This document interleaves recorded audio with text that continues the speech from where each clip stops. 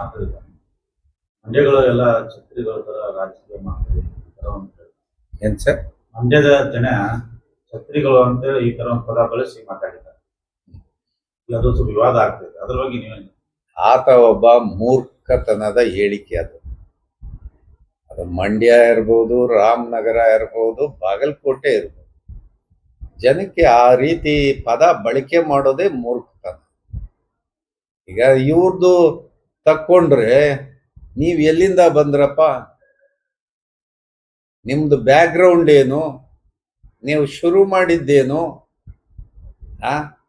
ನೀವು back ground, ನಿಮ್ಮ ಗುರು ಯಾರು, ಆಮೇಲೆ ನೀವು ಆ ಕನಕಪುರದ ಬಂಡೆ ಒಡೆಯಕ್ ಶುರು ಮಾಡಿದ್ರಲ್ಲ, ಗ್ರಾನೈಟ್ ಸ್ಟೋನ್, ಅಲ್ಲಿಂದ ನೀವು ಶುರು ಮಾಡಿದವರು. ಇವತ್ತು ದೇಶದ 2ನೇ ಬಹಳ ದೊಡ್ಡ ಶ್ರೀಮಂತರ ಪಟ್ಟಿಯಲ್ಲಿ ಇದೆಯಾ? ಇದು ಬ್ಯಾಕ್ ಗ್ರೌಂಡ್ ಚೆಕ್ ಮಾಡ್ಕೊಳ್ಳಿ, ಹೆಂಗ್ ಬಂದಿದ್ರಿ ಇವತ್ತ. ನಿನ್ನ ಆರ್ಥಿಕತೆ ಸುಭದ್ರವಾಗಿರ್ಬೋದು, ರಾಜಕೀಯ ಅಧಿಕಾರ ಇಂಥ ಕಾಂಗ್ರೆಸ್ ಪಕ್ಷಗಳಿಗೆ ಅಥವಾ ಬಿಜೆಪಿಗಳಿಗೆ ನಿನ್ನಂಥವ್ರು ಅನಿವಾರ್ಯ ಇರ್ಬೋದು. ಆದ್ರೆ ಜನ ಎಲ್ಲದನ್ನೂ ನೋಡ್ತಾ ಇದ್ದಾರೆ, ಎಲ್ಲರ ಚಾರಿತ್ರ್ಯವೂ ಜನಕ್ಕೆ ಗೊತ್ತಿದೆ. ಆದ್ರೆ ಯಾವುದನ್ನು ಮಾತಾಡಬೇಕು, ಯಾವುದನ್ನು ಮಾತಾಡಬಾರ್ದು ಅಂತ ಹೇಳಿ ನಿನ್ನಂಥ ರಾಜಕಾರಣಿಗಳಿಗೆ ಬಹಳ ಎಚ್ಚರಿಕೆ ಇರಬೇಕು. ನೈತಿಕತೆ ಇದ್ರೆ ಮಾತಾಡ್ಬೇಕು, ನೈತಿಕತೆ ಇಲ್ಲ ಅಂದ್ರೆ ಸುಮ್ಮನೆ ಇರ್ಬೇಕು.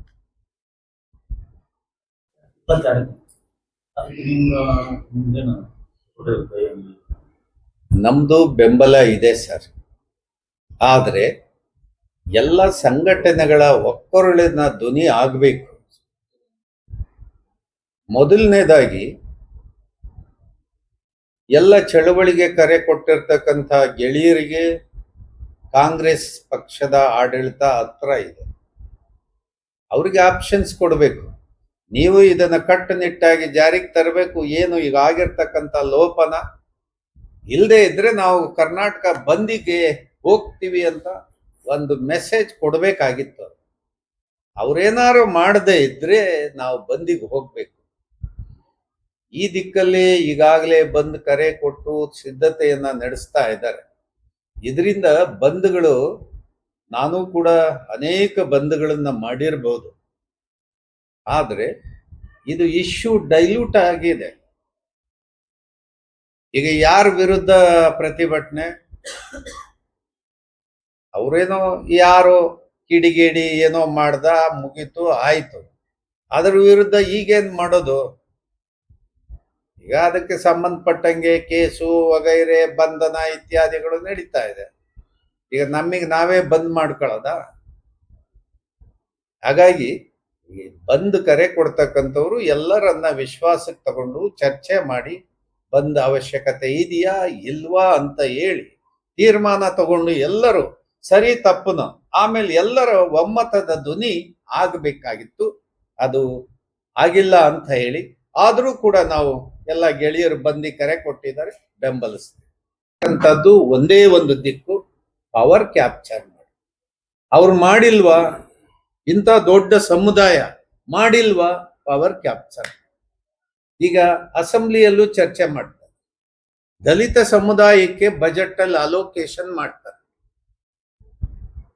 ಅದೇ ದುಡ್ಡನ್ನ ತೆಗೆದುಬಿಟ್ಟು 5 ಗ್ಯಾರಂಟಿಗೆ ಬಳಕೆ ಮಾಡ್ತಾರೆ. ಎಷ್ಟು ಸರ್? 39,000 ಕೋಟಿ. 39,000 ಕೋಟಿ ರೂಪಾಯಿಗಳನ್ನ ಸ್ಟೇಟ್ ಗವರ್ಮೆಂಟ್ ಬಳಕೆ ಮಾಡ್ತಾರೆ. ಇದೆಲ್ಲ ಏನು? ಕರ್ನಾಟಕದ ವಾಲ್ಮೀಕಿ ನಿಗಮದ ದುಡ್ಡು ಹೈದರಾಬಾದಿನ ಒಬ್ಬ ಎಕ್ಸೈಜ್ ವ್ಯಾಪಾರಿ, ಲಿಕ್ಕರ್ ಶಾಪ್ ಮಾಲೀಕನ ಅಕೌಂಟಿಗೆ ಹೋಗುತ್ತೆ ಅಂದ್ರೆ ಹೆಂಗೆ ಸಾಧ್ಯ? ಈಗ ನೀವು ಮೊನ್ನೆ ನೋಡಿ, ಪಾರ್ಲಿಮೆಂಟ್ನಲ್ಲಿ ನಿರ್ಮಲಾ ಸೀತಾರಾಮ್ ಸ್ಟೇಟ್ಮೆಂಟ್ ಮಾಡ್ತಾರೆ, 16.35 ಲಕ್ಷ ಕೋಟಿ ಕೇವಲ ಒಂದು 30 ಜನರಿಗೆ ಭಾರತ ಸರ್ಕಾರದ ನಿರ್ದೇಶನದಂಗೆ ಬ್ಯಾಂಕ್ಗಳು ರೈಟ್ ಅಪ್ ಮಾಡ್ತಾರೆ. ಕೇವಲ 30 ಜನರಿಗೆ 16.35 ಲಕ್ಷ ಕೋಟಿ.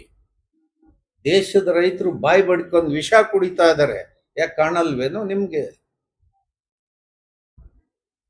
ಸರ್ಕಾರಗಳಿಗೆ ಇದು ಪರಿಜ್ಞಾನ ಇಲ್ವಾ? ಇದು ನೋಡ್ಕೊಂಡು ನಾವು ಸುಮ್ಮನೆ ಇರೋದು. ರಾಜಕೀಯ ಅನಾಚಾರ ಎಷ್ಟಾಗಿದೆ ಅಂದ್ರೆ ಭ್ರಷ್ಟಾಚಾರವನ್ನ ಹೊರತುಪಡಿಸಿ ನಮ್ಗೇನು ಗೊತ್ತೇ ಇಲ್ಲ ಅನ್ನೋ ರೀತಿಯಲ್ಲಿ ರಾಜಕೀಯ ಪಕ್ಷಗಳು ನಡೀತಾರೆ. ಎಲ್ಲ ಕಾರ್ಪೊರೇಟ್ ಕಂಪನಿಗಳ ದುಡ್ಡು ಜನಕ್ಕೆ ಎಂಡ ಕೊಡಿಸೋದು, ಜನಕ್ಕೆ ದುಡ್ಡು ಕೊಡೋದು, ತಾವು ಚುನಾವಣೆಯಲ್ಲಿ ಗೆಲ್ಲೋದು, ಇಷ್ಟಕ್ಕೆ ಸೀಮಿತ ಆಗ್ಬಿಟ್ಟಿದ್ದಾವೆ.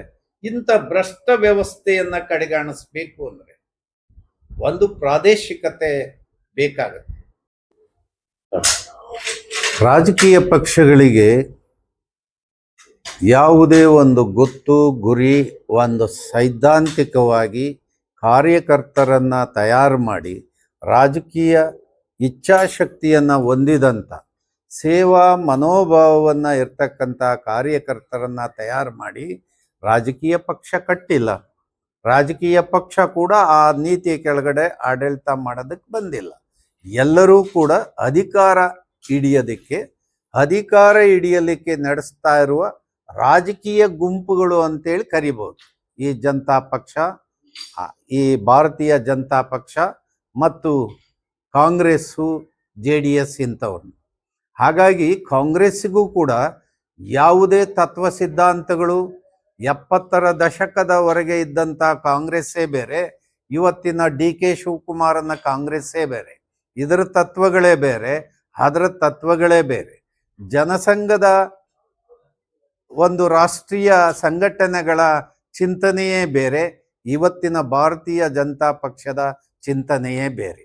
ಹಾಗಾಗಿ ಇಲ್ಲಿ ಭಲೋ ಭಾರತ್ ಮಾತಾಕಿ ಅಂದರೆ ಎಷ್ಟು ಓಟು ಕ್ರಿಯೇಟ್ ಆಗುತ್ತೆ, ಪಾಕಿಸ್ತಾನಕ್ಕೆ ಧಿಕ್ಕಾರ ಅಂದರೆ ಎಷ್ಟು ಓಟು ಕ್ರಿಯೇಟ್ ಆಗುತ್ತೆ, ಅಥವಾ ನಾವು ಏನು ಗರೀಬಿ ಹಟಾವೋ ಅಂದರೆ ಕಾಂಗ್ರೆಸ್ಸಿಗೆ ಎಷ್ಟು ಓಟು ಕ್ರಿಯೇಟ್ ಆಗುತ್ತೆ, ಅಥವಾ ಇವರು ಮುಸಲ್ಮಾನರಿಗೆ ಧಾರ್ಮಿಕವಾಗಿ ಮಾತಾಡಿದರೆ ಕಾಂಗ್ರೆಸ್ಸಿಗೆ ಎಷ್ಟು ಓಟು ಗ್ಯಾರಂಟಿ ಆಯಿತು, ಅಥವಾ ಹಿಂದೂಗಳ ಓಟು ಎಷ್ಟು BJPಗೆ ಗ್ಯಾರಂಟಿ ಆಯಿತು. ಇದನ್ನ ಟಾರ್ಗೆಟ್ ಇಟ್ಕೊಂಡು ಜಾತಿಯನ್ನ ಸಂಕೀರ್ಣವಾಗಿ ವಿಭಾಗ ಮಾಡ್ತಾ ರಾಜಕಾರಣ ಮಾಡ್ತಾ ಇರುವ ರಾಜಕೀಯ ಪಕ್ಷಗಳು ಎಲ್ಲವೂ ಕೂಡ ಕಡು ಭ್ರಷ್ಟರು. ಯಾವುದೂ ಕೂಡ ಇವತ್ತು ನೀತಿಗಳಿಲ್ಲ. ಹಾಗಾಗಿ ಇದನ್ನ ತಿರಸ್ಕಾರ ಮಾಡಿ ರಾಷ್ಟ್ರೀಯ ಪಕ್ಷಗಳನ್ನ ನಾವು ಇವತ್ತು ಒಂದು ಪ್ರಾದೇಶಿಕ ಚಿಂತನೆಯ ಕೆಳಗಡೆ ಒಂದು ಪ್ರಾದೇಶಿಕ ಪಕ್ಷವನ್ನ ಕರ್ನಾಟಕದಲ್ಲಿ ಸಂಘಟಿಸ್ಬೇಕಂತ ಹೇಳಿ ನಾವು ಕೆಲಸ ಮಾಡೋದಕ್ಕೆ ಹೊರಟಿದ್ದೀವಿ. ಇದನ್ನ ಸದ್ಯದಲ್ಲೇ ನಾವು ಪ್ರಾರಂಭ ಮಾಡ್ತಾ ಇದ್ದೀವಿ.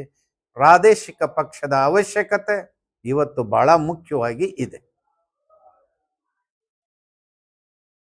ಯಾಕೆ ಮುಖ್ಯ ಅಂದ್ರೆ, ಈಗ ಮೊನ್ನೆ ಅಧಿವೇಶನದಲ್ಲಿ ನಮ್ಮ DK ಶಿವಕುಮಾರ್ಗೆ ಪ್ರಶ್ನೆ ಬರ್ತದೆ, ದ್ವಿಭಾಷಾ ನೀತಿ ಬಗ್ಗೆ ತಮ್ಮದೇನು ಸ್ಟೇಟ್ಮೆಂಟ್ ಅಂತೇಳಿ. ಅವ್ರು ಹೇಳ್ತಾರೆ ಬಹಳ ಸರಳವಾಗಿ, ನಾ ಹೈಕಮಾಂಡ್ ಕೇಳಿಬಿಟ್ಟು ನಾನು ಆಮೇಲೆ ಹೇಳ್ತೀನಿ. ಹೈಕಮಾಂಡ್ ಏನ್ ಹೇಳ್ತಾರೆ, ದಿಲ್ಲಿಗರು ಅಮಿತ್ ಶಾ ಏನ್ ಹೇಳ್ತಾರೋ ಅದನ್ನೇ ರಾಹುಲ್ ಗಾಂಧಿನೂ ಹೇಳ್ತಾರೆ, ಸೋನಿಯಮ್ಮನೂ ಹೇಳ್ತಾರೆ. ಇದರಲ್ಲಿ ಏನು ವ್ಯತ್ಯಾಸ ಏನಾರ ಕಾಣುತ್ತಾ? ಯಾವುದೇ ಭಾಷೆಯ ಬಗ್ಗೆ ಬದ್ಧತೆ ಇಲ್ದವರು, ನಾಡಿನ ಬಗ್ಗೆ ಬದ್ಧತೆ ಇಲ್ದವರು, ಜಲದ ಬಗ್ಗೆ ಬದ್ಧತೆ ಇಲ್ದವರು, ಇವರೆಲ್ಲ ರಾಜಕಾರಣಿಗಳ, ರಾಜಕೀಯ ಪಕ್ಷದ ಕಾರ್ಯಕರ್ತರ. ಹಾಗಾಗಿ ಇದು ಎಲ್ಲದೂ ಕೂಡ ಭ್ರಷ್ಟಾಚಾರ ವ್ಯವಸ್ಥೆಯ ಒಂದು ಭಾಗ ಆಗಿರೋ ಕಾರಣಕ್ಕೆ ಇದನ್ನ ಬದಲಾಯಿಸುವಂತ ದಿಕ್ಕಿನಲ್ಲಿ ಕರ್ನಾಟಕದಲ್ಲಿ ಒಂದು ಪ್ರಾದೇಶಿಕ ಚಿಂತನೆ ಆಗಬೇಕು ಅನ್ನೋ ದಿಕ್ಕಿನಲ್ಲಿ ಈಗಾಗಲೇ ನಾವು ಕಳೆದ 8-10 ತಿಂಗಳಿಂದ ಬಹಳ ಎಲ್ಲ ಗೆಳೆಯರುಗಳು ಸೇರಿ ಒಂದಿಷ್ಟು ಚಿಂತನ ಮಂಥನಗಳನ್ನು ಮಾಡಿ ಒಂದು ಜನತಾ ಪ್ರಣಾಳಿಕೆ ಅಂತ ಹೇಳಿ ನಾವು ಯಾವ ದಿಕ್ಕಿನಲ್ಲಿ ನಾವು ಈ ಒಂದು ಕಾರ್ಯಕ್ರಮವನ್ನ ಮಾಡಬೇಕು ಅಂತ ಹೇಳಿ ನಾವು ಇವತ್ತು ತೀರ್ಮಾನಕ್ಕೆ ಬಂದಿದ್ದೀವಿ. ಯಾವ ರಾಜಕೀಯ ಪಕ್ಷಗಳಿಂದ ಏನು ಮಾಡಲಿಕ್ಕೆ ಸಾಧ್ಯ ಆಗಿಲ್ವೋ, ಈಗ ರೈತ ಸಮುದಾಯಕ್ಕೆ ಏನೇನು ಅವಶ್ಯಕತೆ ಅದಕ್ಕೆ ಪರಿಹಾರಗಳೇನು, ಅದನ್ನು ಯಾಕೆ ಅವ್ರು ಮಾಡಕ್ಕಾಗಿಲ್ಲ, ನಮಗೆ ಯಾಕೆ ಮಾಡಕ್ಕಾಗುತ್ತೆ, ಇದು ಪ್ರಶ್ನೆ. ಈಗ ಯಾವುದೇ ಹೋರಾಟಗಾರನಿಗೆ 2 ಆಪ್ಷನ್ಸ್. ಒಂದು ಡಿಮ್ಯಾಂಡ್ನ ಇಕ್ಕಿ ಅವ್ರನ್ನ ಡಿಮ್ಯಾಂಡ್ ಮಾಡ್ತಕ್ಕಂಥದ್ದು ಒಂದು ಆಪ್ಷನ್. ಎರಡನೇದು, ಪ್ರತಿ ಹೋರಾಟಗಾರನಿಗೆ ಗೊತ್ತಿರಬೇಕು, ನಾನು ಡಿಮ್ಯಾಂಡ್ ಅಷ್ಟೇ ಅಲ್ಲ, ಡಿಮ್ಯಾಂಡಿಗೆ ಪರಿಹಾರನೂ ಕೂಡ ನಾನು ಸೂಚಿಸಬೇಕು ಸರ್ಕಾರಕ್ಕೆ ಅಥವಾ ಒಂದು ಪ್ರಭುತ್ವಕ್ಕೆ. ಆ ಒಂದು ದಿಕ್ಕಿನಲ್ಲಿ ನಾವು ಏನು ಮಾಡಕ್ಕಾಗಿಲ್ಲ. ರೈತ ಸಮುದಾಯಕ್ಕೆ ಆರ್ಥಿಕವಾಗಿ ಅವ್ರನ್ನ ಒಂದು ನೀತಿ ಕೆಳಗಡೆ, ಒಂದು ಸಿಸ್ಟಮ್ಸ್ ಕೆಳಗಡೆ ತರಕ್ಕಾಗಿಲ್ಲ. ಯಾಕೆ? ಇದನ್ನ ಒಂದು ಕ್ರಮಬದ್ಧವಾಗಿ ಒಂದು ಫ್ರೇಮ್ ಒಳಗಡೆ ತರ್ತಕ್ಕಂಥ ಕೆಲಸ ಮಾಡಬೇಕು. ದಲಿತ ಸಮುದಾಯಕ್ಕೆ ಏನು ಇಷ್ಟು ಕಾಲ ಆಗಿಲ್ವೋ ಅದನ್ನ ಫ್ರೇಮ್ ಒಳಗಡೆ ತಂದು ಅದಕ್ಕೆ ಯಾವ ರೀತಿ ಬಜೆಟ್ ಅಲ್ಲಿ ಯೋಜನೆಗಳನ್ನ ರೂಪಿಸಿ ಮಾಡಬೇಕಾಗಿದೆ. ಹೀಗೆ ಅನೇಕ ಎಲ್ಲ ದುಡಿಯುವಂತಹ ವರ್ಗಗಳನ್ನ ನಾವು ಕಾಪಾಡಬೇಕಾಗಿದೆ. ಈಗ ಸಂಪತ್ತು ಸೃಷ್ಟಿ ಆಗುತ್ತೆ ಅಂದ್ರೆ ಬರೀ ಅದಾನಿ ಅಂಬಾನಿಯಿಂದ ಅಲ್ಲ, ರೈತರು ಅನ್ನದಿಂದ ಹಿಡಿದು ಪ್ರತಿಯೊಂದು ಕೈಗಾರಿಕೆಗೆ ಬೇಕಾಗುವ 75% ರಾ ಮೆಟೀರಿಯಲ್ ಅಗ್ರಿಕಲ್ಚರ್ ಸೆಕ್ಟರ್ ಇಂದ ಹೋಗುತ್ತೆ. ಕಬ್ಬಣ, ಸಿಮೆಂಟು, ಇತರೆ ಪ್ಲಾಸ್ಟಿಕ್ ಬಿಟ್ಬಿಡಿ, ಉಳಿದಂಥದ್ದು ಎಲ್ಲದೂ ಕೂಡ ಇವತ್ತು ಇಲ್ಲಿಂದಲೇ ಉತ್ಪಾದನೆ ಆಗ್ತಕ್ಕಂಥದ್ದು. ಹಾಗಾಗಿ ದುಡಿಯುವಂತ ಜನನೇ ತಿರಸ್ಕಾರ ಮಾಡಿಬಿಟ್ರೆ ದುಡಿಯೋ ಜನ ಏನಾಗಬೇಕು ಅನ್ನೋ ದಿಕ್ಕಿನಲ್ಲಿ ಇವತ್ತು ಆ ಜನನ ಜಾಗ್ರತೆ ತಂದು ರಾಜಕೀಯವಾಗಿ ನನ್ನ ಅಧಿಕಾರ ನನ್ನ ಓಟಿನಿಂದಲೇ ಆಗಬೇಕನ್ನೋ ಒಂದು ಜಾಗ್ರತೆಯನ್ನ ಜನರಲ್ಲಿ ತಂದು ಒಂದು ಪ್ರಾದೇಶಿಕ ನೀತಿಯ ಕೆಳಗಡೆ ರಾಜ್ಯವನ್ನ ಕಟ್ಟಬೇಕಂತ ಹೇಳಿ ತೀರ್ಮಾನಕ್ಕೆ ಬಂದಿದ್ವಿ. ಆ ನೀತಿ ಕೆಳಗಡೆ ಇವತ್ತು ನಾವು ಸಂಘಟಿಸುವಂತ ಕಾರ್ಯಕ್ರಮವನ್ನ ಪ್ರಾರಂಭ ಮಾಡಿ, ಈಗ ಮುಧೋಳದಲ್ಲಿ ಎಲ್ಲ ಸಂಘಟನೆಗೆ ಸೇರಿದಂತ ಕಾರ್ಯಕರ್ತರ ತಂಡ ಮುಧೋಳದಲ್ಲಿ ಈಗ ಸೇರಿದೆ. ಈಗ ಆ ಕಾರ್ಯಕ್ರಮದಲ್ಲಿ ನಾವು ಭಾಗವಹಿಸಿ ಈ ಎಲ್ಲ ವಿಷಯಗಳನ್ನ ಚರ್ಚೆ ಮಾಡ್ತೀವಿ. ಆ ದಿಕ್ಕಿನಲ್ಲಿ ಒಂದು ಪ್ರಾದೇಶಿಕ ಪಕ್ಷದ ಅವಶ್ಯಕತೆ ಅತ್ಯಂತ ಜರೂರಾಗಿ ಬೇಕಾಗಿದೆ. ಅದನ್ನ ಸಂಘಟಿಸುವಂತ ಕೆಲಸವನ್ನ ಈಗ ನಾವು ಮಾಡ್ತೀವಿ. ಇಲ್ಲ ಸರ್, ಇನ್ನೂ ಮಾಡಿಲ್ಲ. ಈಗ ಮಾಡಬೇಕಾಗಿದೆ. ಅದನ್ನ ಯೋಚನೆ ಮಾಡಿ ಹೆಸರು ಏನಿರಬೇಕು, ಅದಕ್ಕೆ ಯಾವ ರೀತಿ ನಾಡನ್ನ ಪ್ರತಿನಿಧಿಸ್ತಕ್ಕಂಥದ್ದು ಹೆಂಗಿರಬೇಕು, ಅದೆಲ್ಲದನ್ನು ಕೂಡ ನಂತರದಲ್ಲಿ ತೀರ್ಮಾನ ಮಾಡಿ. ಹೌದು, ಖಂಡಿತ. ಟಾರ್ಗೆಟ್ 28 ಅಂತ ಹೇಳಿ ನಾವು ಬಹಳ ದೊಡ್ಡ ಮಟ್ಟದಲ್ಲಿ ಸಂಘಟಿತ ಶಕ್ತಿ ಆಗ್ತೀವಿ, ಬಹಳ ದೊಡ್ಡ ಮಟ್ಟಕ್ಕೆ ಮಾಡ್ತೀವ. ಆ ಇಚ್ಛಾಶಕ್ತಿ ನಮ್ಗಿದೆ. ಅದನ್ನ ರೀಚ್ ಆಗೋ ಗುರಿನೂ ಕೂಡ ಹೊಂದಿದೀವಿ. ನಾವು 28 ಸರ್ಕಾರ ಮಾಡ್ತೀವಿ ಅಥವಾ ನಮ್ಮನ್ನು ಬಿಟ್ಟು ಸರ್ಕಾರ ಯಾರಿಂದಲೂ ಮಾಡಕ್ ಆಗ್ಬಾರ್ದು, ಆ ಪರಿಸ್ಥಿತಿಯಲ್ಲಿ ನಾವಿರ್ತೀವಿ.